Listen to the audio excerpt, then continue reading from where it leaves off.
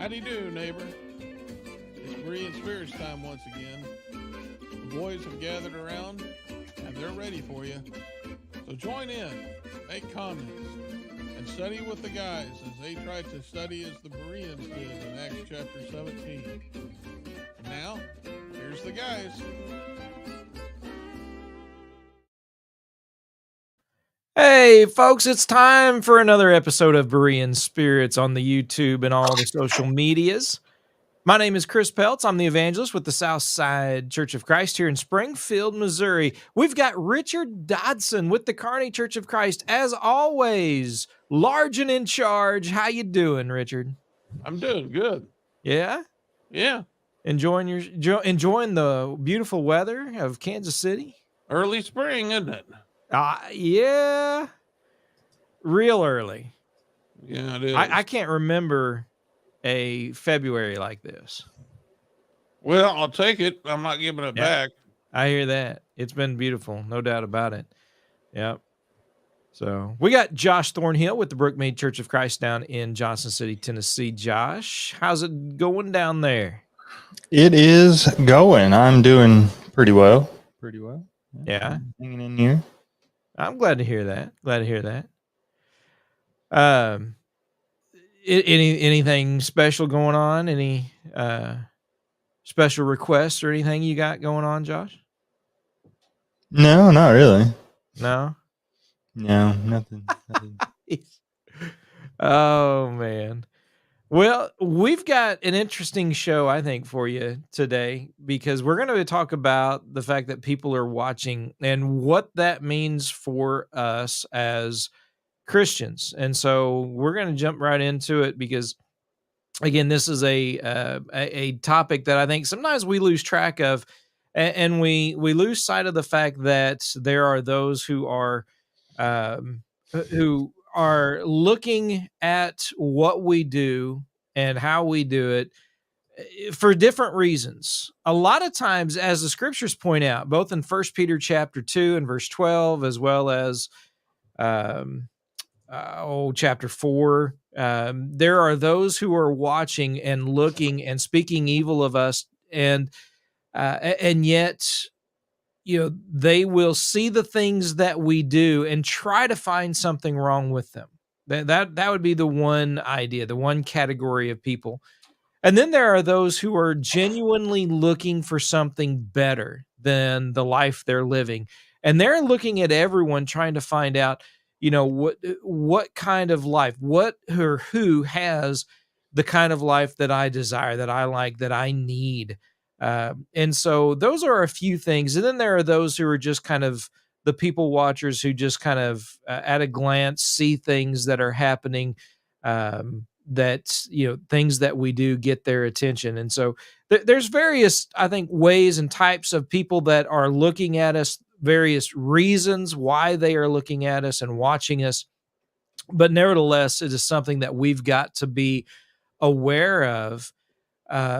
And it should affect, in a sense, how we go about doing things. But Richard, before we get into that, first of all, whether people look at us or not, right? I mean, while it should have an effect, it should, cause us to think about what we do and how we do it. Even if we're by ourselves, aren't we being watched? Oh, yes. God is always watching. The eyes of God are everywhere. So you shouldn't ever think you're not being watched. And God is, we're going to give an account to him. He even gets into our thoughts. He's in there looking around, so, you can't escape, you can't escape eyes, and especially the all-seeing eye. You can't escape that. And one thing I did want to point out is there are those looking for inconsistencies in our life. We preach Jesus and him crucified. And for many, they think, well, that's just too good to be true. Because sometimes in our preaching, they will be convicted of something and they don't like seeing that. And so they will look for an inconsistency in how you apply things. And I've seen that with many people, inconsistencies. That's one of the things we really have to be on guard about, because, and that's something that can help us when inconsistencies are pointed out. And what I mean by inconsistency is I'm talking about, when we show judgment in one sense toward one thing, but then in another thing, we don't show the same type of judgment, and it's inconsistent. And people will point that out and say, "Oh, you're a hypocrite. You do this with this person, and you don't do this with another person." And so it's something that we really have to be on guard for, is to be consistent, not in just the way we treat people, but in our judgments. How do we determine, right from wrong from the Bible? We can't go to the Bible to say, "Hey, this is wrong because," and then we come to another topic and say, "Well, I know that's what took place on that topic, but we were looking at it differently this way." That's inconsistent, and people see that, and that turns people off. I just thought I'd throw that out there by way of introduction. Yeah. That's one of the things that I really fear all the time with people watching, because my children were really good at finding inconsistencies. And in fact, there was times I thought, they're like an inconsistency detective. They just walk around snooping around all the time looking for things that are not, consistent. And I think any parent's seen that and had that experience. But the thing is, that doesn't stop. The world is out there doing that. And so, we really have to be on guard for that, and to make sure, that we are consistent in our judgments. Yeah. And when kind of along those lines, not only are people looking for that, but that, Josh, is often an excuse that people use. They look around and they see, some of the things that people are doing around them. They see the sins that they're involved in, some of the things that morally, they, the as you look at a neighbor, you think, I'm morally uh, a better person than they are, and so they kind of use that as a standard, and say, well, I'm doing better than they are, so why would I, what kind of changes would I need to make? They're the ones that need to make those changes, and so sometimes we get caught up in that aspect of things as well. Not only looking at and examining those around us and judging ourselves, or comparing ourselves by ourselves, but the world does that as well. And while it isn't necessarily the right thing to do, as Richard pointed out, kids see everything, it would seem. um but the most important thing I think to point out is we're not to be that standard, but nevertheless we're being used as a standard because we claim to follow the standard. And so that's really where yeah, I guess where the discussion can lead to. Yeah, and I guess you could think about what Paul says in 1 Corinthians 11, verse 1, imitate me as I also imitate Christ. We are supposed to be representations of the standard, but we're not perfect ones. And that's where a lot of folks, tend to, um, discount our faith as a result of that. Several years ago, there was a football coach who, and I guess I didn't really hear anything. I didn't really hear him speak much, if at all. But apparently, he was quite outspoken about his faith. And then it came out that he had been doing inappropriate things. And I remember the media running with that and saying, "Oh, he was proven a fraud." Or several years ago, when this whole homosexuality agenda was being pushed heavily, there was a county clerk who refused to give marriage licenses to same-sex couples. Yeah, they're in Kentucky. Yeah. And she was kind of doing it to preserve the sanctity of marriage, and then people were looking at her life and realized that she's been married 3 times. And you're just kind of like, if marriage is really that sacred, then why have you entered into that covenant 3 separate times? Yeah, and so they're going to be looking for those things to tear us down. They're looking for those things that indicate that we aren't perfect representations of the standard. But again, that, you know, I think they don't understand either, you know, the what's the process of sanctification. You know, we are being sanctified, but that doesn't mean we're perfectly holy at any point, any given point. And what we're trying to do is to purify ourselves more and more each and every day, and to be closer to the perfection standard that has been set before us by Christ. And so, we're going to make mistakes. We're going to do things that we shouldn't. We're not going to perfectly represent what Jesus would do, but you know, and I think if there's times where we do fall short in that, we can own up to it, and we can at least acknowledge to the people who may have saw it that, you know what, that wasn't right. I shouldn't have done that. I shouldn't have acted that way. And I think that goes a long way, or it should at least go a long way in building some credibility for yourself.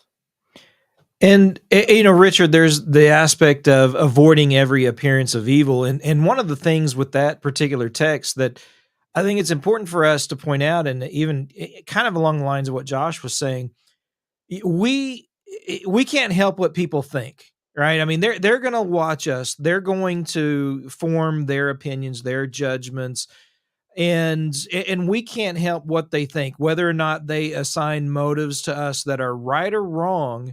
We can't help that, but because we can't help that, right? All the more careful we have to be. Well, I think we can help that by not being a hindrance to the gospel. Now, I agree with Josh that, you know, from time to time we fail, but they can also see us repent. And, you know, when we repent, that's part of preaching the gospel. I mean, we show the world that, hey, you know, you can mess up and you can make things right with God and you can get back in the saddle again. So we can do that, and we can teach people that by practicing that. I think all too often the problem comes is when we don't practice that. In fact, we actually try to justify the error that we took part in. And when that happens, yeah, they're seeing it. And unfortunately, they're not going to let you get away with a lie because, you know, in their mind, they're thinking nobody can be this good. You know, that's their whole thing. There's something about the gospel that's holding them back. And they're like, nobody can do this. Nobody can be obedient to Jesus. And, you know, that, which is not true. So we can be obedient to Jesus. That doesn't mean we're not going to fail from time to time, but part of obedience is repenting. Part of obedience is asking for forgiveness. And so when we do that, they can see this, knowing that it is part of the gospel, and we can influence, you know, their thoughts on this. That we can show them that it is possible for them to be able to be obedient to Jesus. In fact, we got an example of that in, I think, in 1 Corinthians 14, when it talked about the church coming together, and there was a visitor that they had in verse 23. And because of their preaching and their practice, you know, he worshiped God because of them. And so they did influence him for good. And we can do the same if we are obedient to Jesus. Yeah. So let's get to some of the motives that people are looking, and let's first of all, if I can kind of guide the discussion in this direction, people want right now, and while it's always been the case, especially as we are going through it, they want to discount and discredit the gospel and anyone claiming to follow Christ, to follow God, to be a Christian. They're doing everything they can to discredit it. And while that's not new, we're the ones who they're looking at, right? We are the ones that they are looking at, trying to find something to give them justification or a reason to deny God or to not follow the gospel of Christ. And that really puts a very serious responsibility, I think, on us in what we say and what we do, obviously. Whether it's in recreation, in work, and online, on social media, wherever it is, there are those who are looking, they want to cry foul, right? They want to cry hypocrites. They want to cry out, that if that's the way a Christian lives, then I don't want any part of it. Um, and some are going to do it regardless, right? Some are going to do it even when what we're doing is right and the best possible way to do it, because they don't like it. They don't want the truth. They love the darkness. That's a part of it.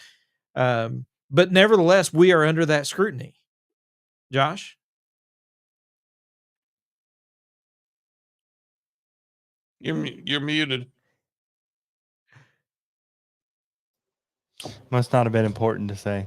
I guess not. Like we mentioned with that football coach, the people want us to fail, especially if we're outspoken about our faith. They want to see us fail. If they don't want to submit to the truth of the gospel, then they certainly want to see us fail, that we're nothing more than a fraud, that we're not, we're not even living up to what we claim. And so, why should they? And it kind of gives them justification. Like, even if these Christians are like this, then maybe I'm not that bad. I don't know entirely, but it goes to impress upon us kind of what you were alluding to there, just how important it is that we keep our example in the forefront of our minds. You think about a couple of Old Testament examples. David, because of his sin with Bathsheba, he's told that he gave occasion to the Gentiles to blaspheme God. And so because of his sin, he allowed the opportunity for those who weren't faithful to God to, kind of embolden themselves in their rebellion. And I mean, we need to be careful that we're not doing that very same thing. But then also, I think about Daniel in Daniel chapter 6, when the contemporaries of Daniel are trying to entrap him with something. I mean, they're searching far and wide to find something to accuse him of, and they find nothing.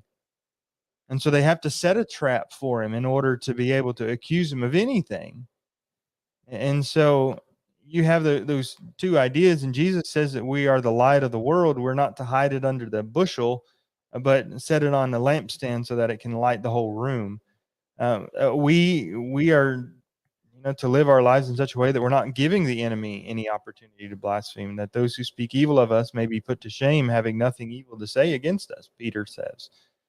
And so it's a responsibility, and it's difficult to always be on and to always say or try and say and do the right things, especially when, maybe you're having a bad day, your temper's not quite where it ought to be, whatever it may be. It's difficult, but we need to remember that we're trying to represent Christ. And as the song goes, let the beauty of Jesus be seen in me. Even while he was, scorned and reviled, he didn't threaten, but committed himself to him who judges righteously. So, Yeah. And Richard, one of the obstacles that is difficult for us to overcome, and maybe you've got some wisdom you can impart for us and the audience as well.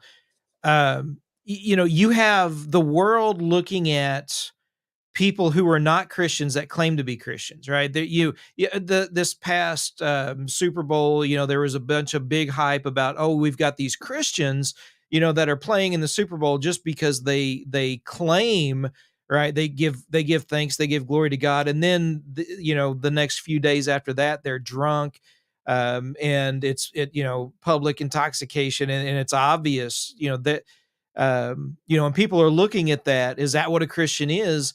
And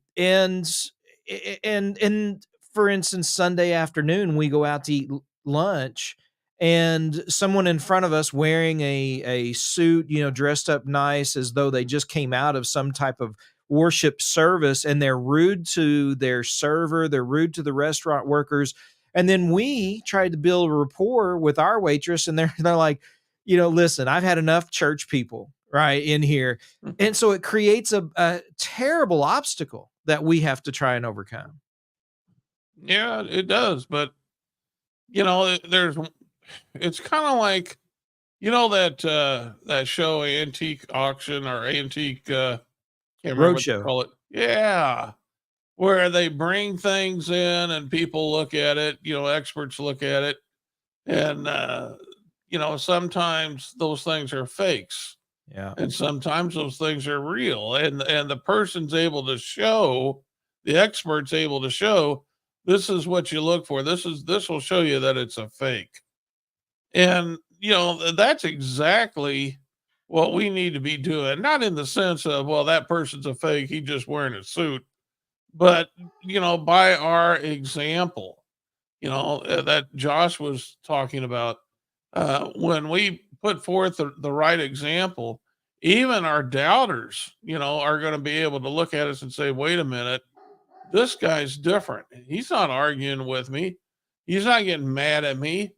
Maybe this one is the real McCoy and maybe the other one's artificial. And that's what we always have to strive for, is to make sure that, we come across as the real deal. And we can do that if we, set our minds to obeying Jesus and to understand that our example is one way in which we preach. And we're going to be judged by how we preach. And we go back to that lady in 1 Peter 3 who was able to convert her husband, who was a non-believer. She never even said a word, but through her example, she converted him. And we can do the same, even even with these fakers, we can be the real deal, and people are going to see that. Yeah. I think God's going to make sure they see it. Yeah. Yeah. Good job, Richard. I'm impressed with your analogy. That's a great one. Showing the authenticity and the genuineness of what a true Christian is, it will come through. It will be seen and recognized, and whether they want to see it or recognize it or not, right? Sometimes people just have to give credit. And Josh talked about Daniel earlier.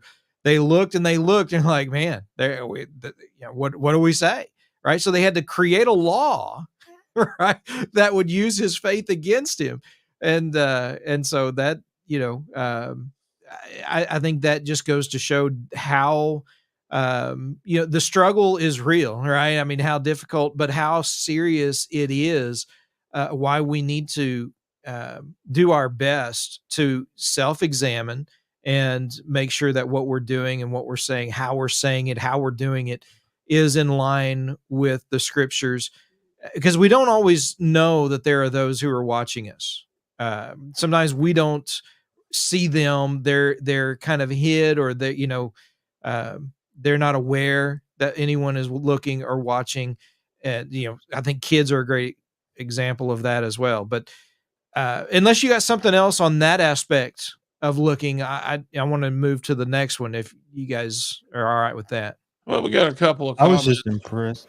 Go ahead. Well, real quick, Josh, and then go to the comments, Richard. Right. I was just impressed that his analogy didn't have to do with food. Oh man.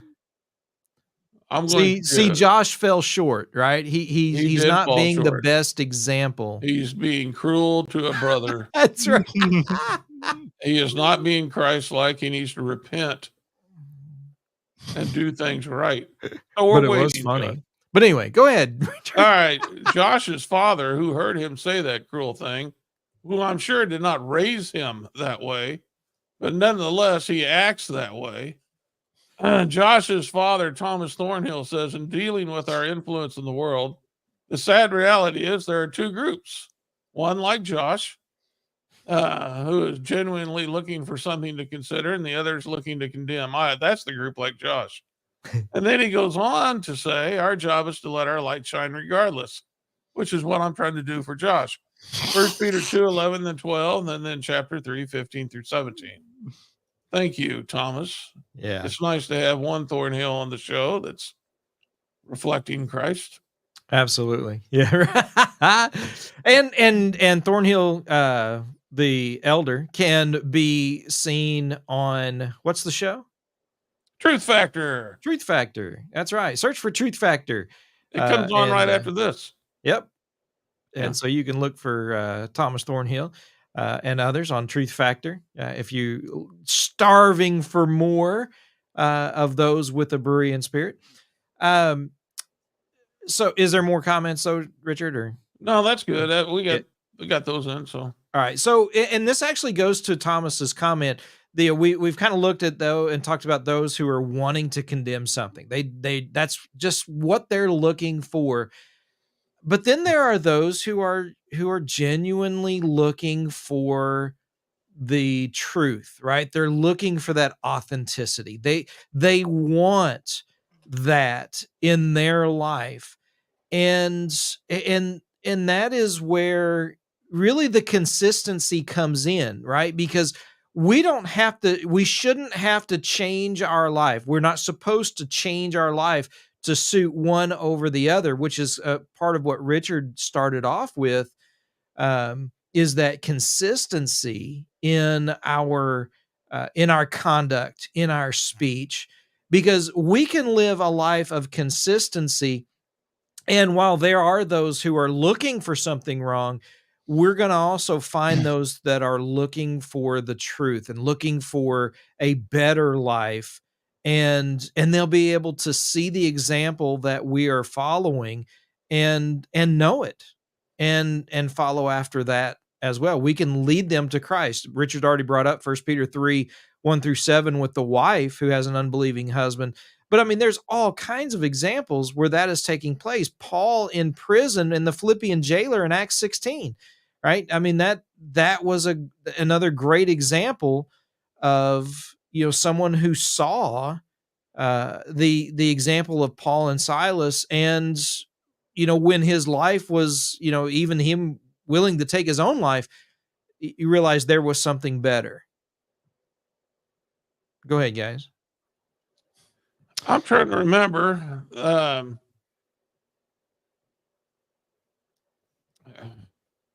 Was it Philip? I think, yeah, John. All right, I found it. I'm thinking about Philip Nathaniel.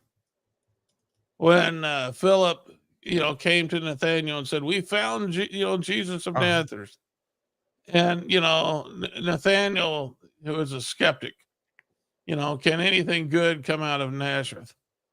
And he says, "Come and see." And that was what he told him to do. Is the I'm doing this by memory, but that was it. What it come and see? I think that's what it is. Mm-hmm. But it was the life that Jesus was living and the things that he was saying that was able to convince them that this was the Son of God, and nothing has changed with that. Yes, John 1:46. Nathanael said to him, "Can anything good come out of Nazareth?" And Philip said to him, "Come and see." And so that's when Jesus said, to Nathanael, there's no deceit in him. And so, yeah, he went to look. And so that's what we have to understand is there's going to be those who already believe, and they're going to be telling people, "Come and see Jesus." And how do they do that? Well, many times they do that by saying, "Come to church." And you can, hopefully see Jesus at church by the way that people are living and worshiping and hearing the message. And so, it's a come and see kind of thing. And so people who are seeking many times will come, as we already pointed out in 1 Corinthians 14, and they can be convicted by what they see. They see that type of respect for God's word, so that the people are wanting to be like Christ. They're wanting to be obedient, and that can attract people. Yeah. So, yeah, I think that might be a pretty good example. Philip Nathaniel. Sure. Acts chapter 10 with Cornelius. Here he was a devout man and he had a good report even among the Jews while being a Gentile. And yet, when he sent for Peter and Peter came to his house, who did he gather together? And who was willing to gather together with Cornelius? Because it wasn't just his family, right? I mean, he had those who were under him, as far as being in the military, soldiers that were there in his house with him to listen because of the example that he set. And and here he was, you know, looking and seeking after the truth, and leading others to do the exact same thing. Josh? Mhm.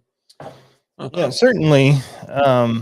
There are people that are seeking all around us. We might not realize it, but some of the smallest things we might be able to do uh, can make an impact. Um, I remember when I was in high school, um, there was a guy in one of my classes who asked, he was just like, "Why are you always so happy?"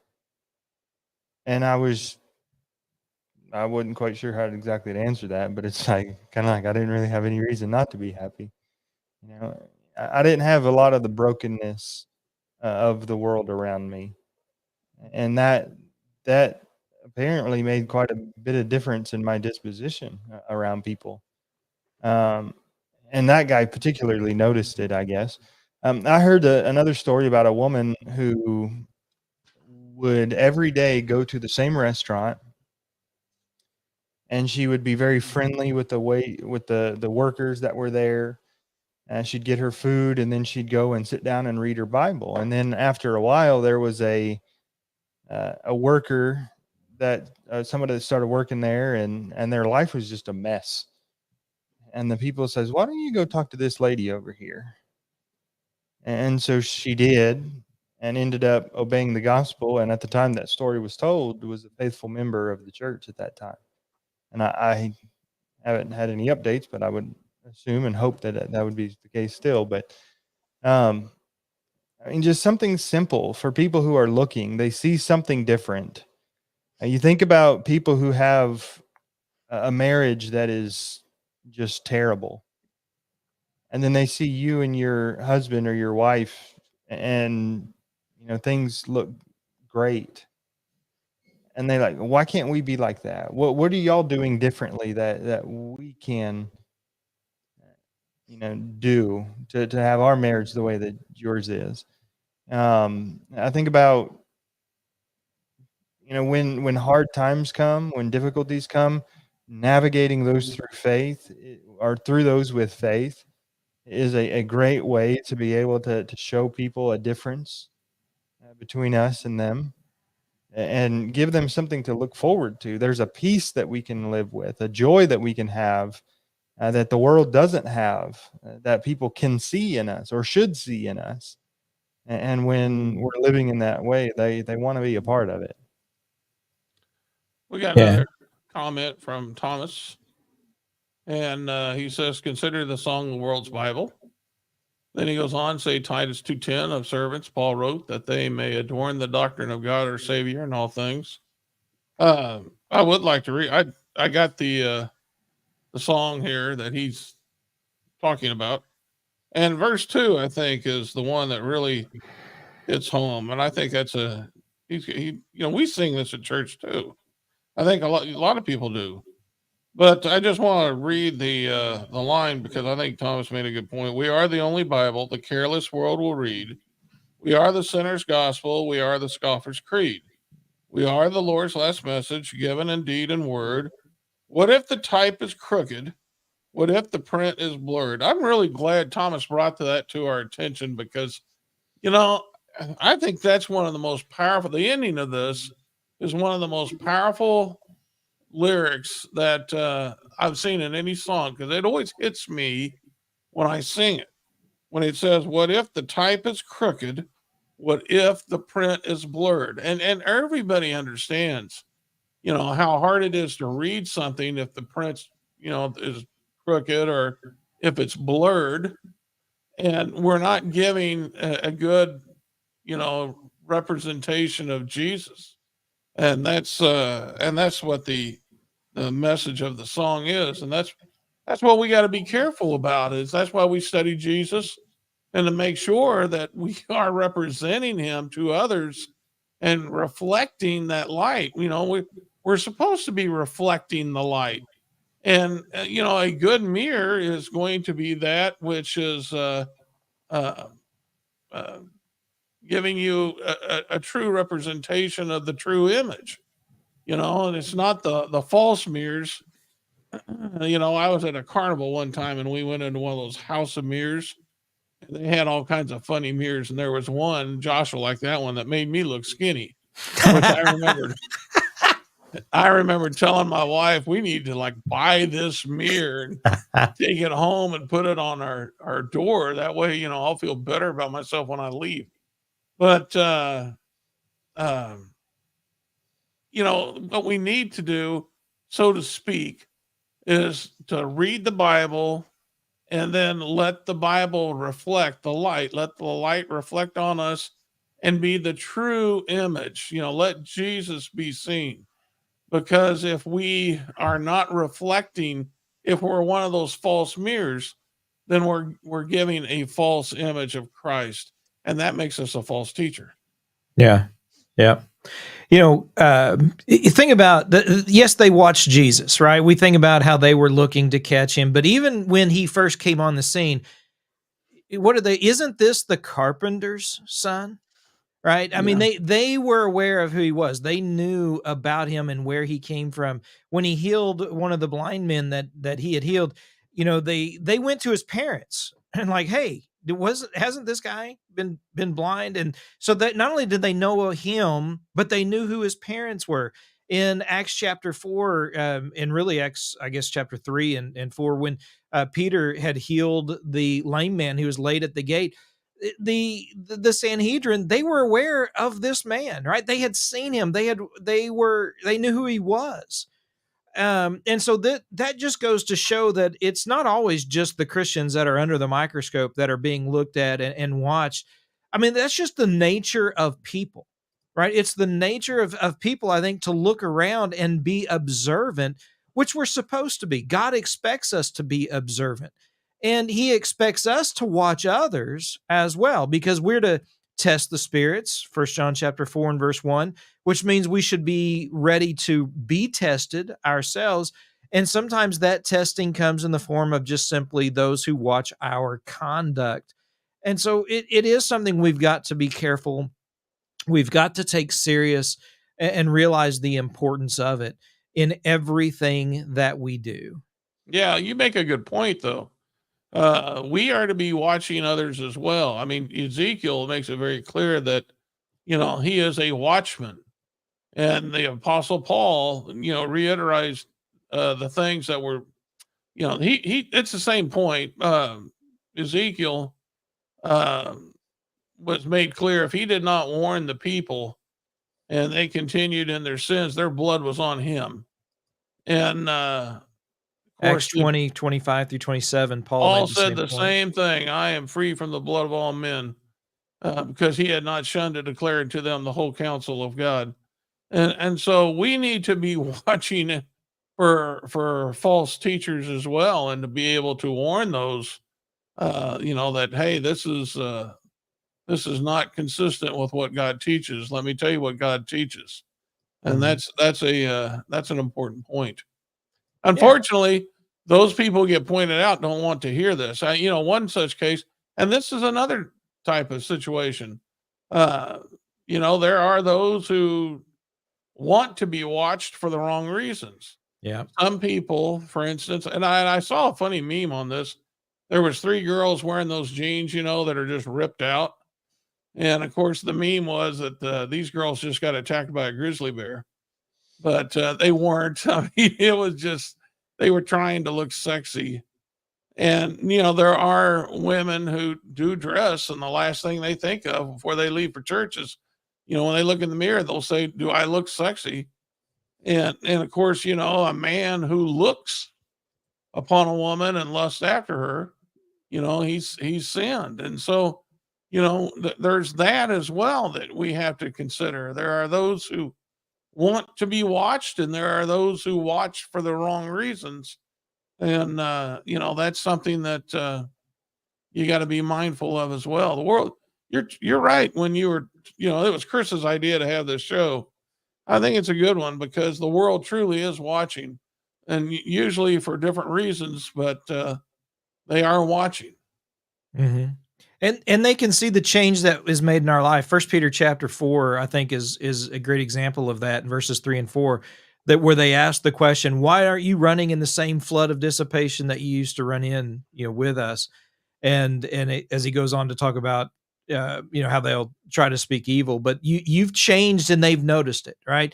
That Yeah. life of yours is different than what it used to be, and people notice it, they see it. And sometimes they'll mock it. Sometimes they, other times they wonder, can I have that? Can I make the same type of change? But ultimately, as we kind of mentioned at the very beginning, we need to realize that God is watching. And probably I think about one of the most missed points in the life of Christ, and it's talked about in the subject of giving in Luke's account, when Jesus is in the temple and he sees the widow and her 2 mites that she gives. We talk about how much she gave compared to how much the others, they gave by their abundance. She gave of her means. And the point that I make is look, what was Jesus doing? He was watching, he was looking, he was trying to pay attention. And whether or not you're catching rats and trying to set them on fire and throw them underneath cars, or do something else, and no one else is seeing it, God is aware. God knows what you're doing and why you're doing it. And he was also using her to teach. This is how you do it, guys. That's what he was saying. This is how you do it. He does the same thing with the lives of those in Hebrews chapter 11. This is how you do it, guys. And so, we need to be that which the Lord can use to teach others. Yeah, great point. Josh, some last thoughts? I'm just intrigued about these rats being thrown under the cars on fire. I just pulled that out of thin air. Don't worry about it. Okay, all right. It reminds me of Hebrews 4, where it talks about the word of God is living and active and sharper than any two-edged sword, piercing as far as the division of soul and spirit, both of joints and marrow, and able to judge the thoughts and intentions of the heart. And then he says in verse 13, there is no creature hidden from his sight, but all things are uncovered and laid bare to the eyes of him to whom we have an account to give. Yeah. So, God, like the song goes, there's an all-seeing eye watching you, and you're not going to escape it. And so we keep listening and watching, or looking and looking to pattern our lives in the way that he wants us to live, so that way he will be pleased with what he sees, and we can hear, well done, good and faithful servant. Absolutely. What's amazing about that is think of the data that the Lord has amassed throughout creation, things that he's going to bring to light on the day of judgment. And the reason I bring that up, they're building just south of me these data centers. Google's got one, I think Facebook has the other, and they're building these huge data centers to hold data, and they're massive. It's just huge. But I'm like, you would think God needs a data center, but no, he's just going to remember it. Yeah, well, think about everything he forgets for those whose sins are forgiven. Yeah, that's true too. Yeah. But still, though, that's pretty amazing, though, that he can, he remembers thoughts. That's wow. That's a lot of stuff from Adam and Eve all the way down to us. Mm-hmm. That's a lot of things to remember. Yeah, Absolutely. And Absolutely. I can't even remember a memory verse. You know, I can't even. I have a hard time remembering what year my son was born. So I mean, yeah, you know, that goes to you right there. Who's God and who isn't? Right. Yeah, right. There, yeah, Yeah. great point. Great point.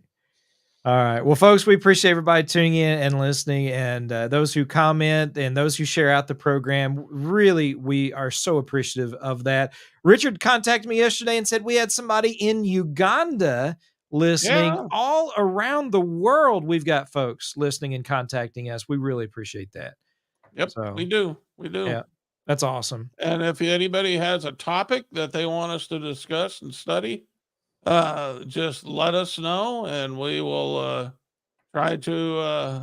Well, we'll put Accommodate. Josh right. We'll put Josh right on it, That's right. That's and right. he can do his own show on it. There you go. That's it. All right, folks. Until next time, remember to search the scriptures with Berean spirits. Uh-oh.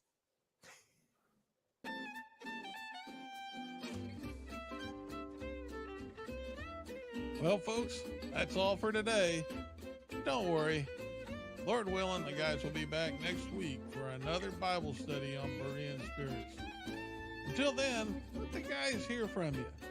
Drop them some email at bereanspirits@gmail.com. They'd love to hear from you. Until next time, let's keep studying that Bible.